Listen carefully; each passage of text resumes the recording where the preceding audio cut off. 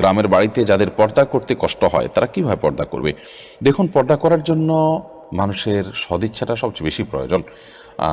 অনেক অভাবী পরিবারও পর্দা করতে পারেন, আবার অনেক রিচ ফ্যামিলি, অনেক বড় বাসা, অনেক দেয়াল, অনেক দালান কোঠা থাকার পরও তারা পর্দা করতে পারেন না।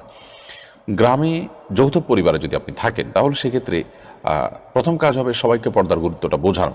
যদি সবাইকে পর্দার গুরুত্ব বোঝাতে পারেন তাহলে আমরা ছেলেবেলায় যেমন দেখেছি যে বাহির থেকে কেউ আসার সময় কাশি দিয়ে আওয়াজ দিয়ে আসতেন, তাতে মেয়েরা সেফ সাইডে চলে যেতেন। আবার বের হওয়ার সময় কক্ষ থেকে তারাও একইভাবে আওয়াজ দিয়ে আসতেন। আর মেয়েরা যখন বাইরে যেতেন যথাসম্ভব ঘোমটা টেনে এমনভাবে বের হতেন যে তাদেরকে দেখা না যায়। এরকম প্রচেষ্টা অব্যাহত রাখা যেতে পারে। কিছু কিছু এরিয়া আছে যে এরিয়াতে মেয়েদের যাতায়াত বেশি, সেখানে কাপড় দিয়ে রাখা যেতে পারে যে সেখানে মেয়েরা চলাচল করবে, পুরুষরা সেখানে যেতে হলে পারমিশন নিয়ে তারপর যাবে। এরকম পরিবেশ তৈরি করলে পর্দার উপরে চলা সহজ, কিন্তু এটার জন্য আশপাশের সবার সহযোগিতাটা খুব বেশি